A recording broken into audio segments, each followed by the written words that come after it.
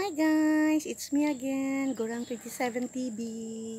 Dito kami ngayon sa guys, sa lansangan na naman. To last road test my pushcart which named Buddy. Ito guys, kasama ko na naman yung mga tuta ko and my doggies. Kasi after this guys, we will be hitting the road fully, live in the pushcart na.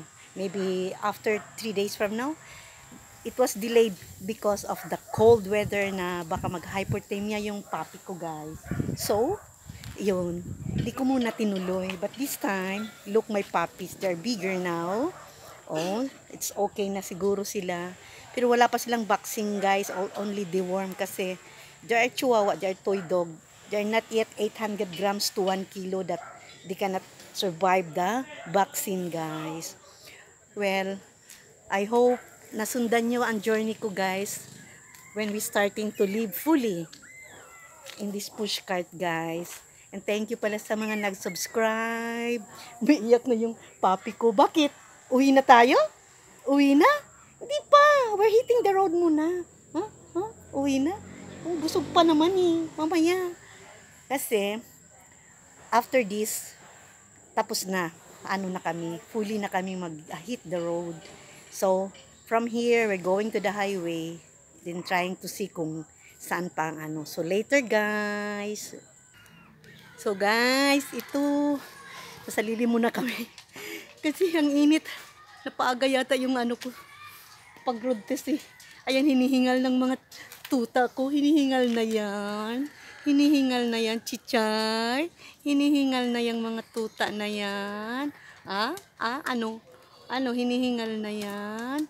O, dito kami sa may lilim ng puno, guys. Ayan, lilim naman to sa may school. Banda kami. Para ano namin kung anong ano dito. At least, hindi kami masyado naiinitan. Tama-tama lang para mainitan din yung aso ko, guys. Thank you sa mga nag-subscribe, ha. At saka manood ng journey ko, ha. Ano nyo na lang guys kung hanggang saan kami makarating ng mga aso ko. Well, akala ng iba kasi yung ano lang to, yung akala hindi totoo, natitira talaga ako sa kariton. No, titira talaga ako guys kasi I have no choice. Yun lang talaga ang ano. Mahirap na kasi i-elaborate kung bakit, but because I have no choice. Kasi alam mo naman ang buhay ngayon, dalawa lang ang buhay sa mundo, niloloko ka or ikaw ang mangloloko, mamili ka lang.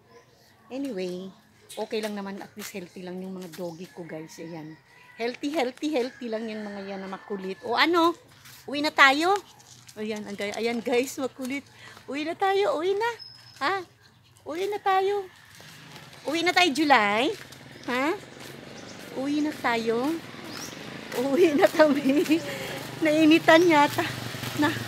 Na ano yata sila sa init. Nanibago. Ay, ano na kasi. Pero malamig pa dito guys sa Isabela. Lalo na pag umaga. Super lamig pa. Kaya nakakatakot if going to hypothermia of my doggies. So, let's see guys. Kung anong mangyari. Sa uulitin guys.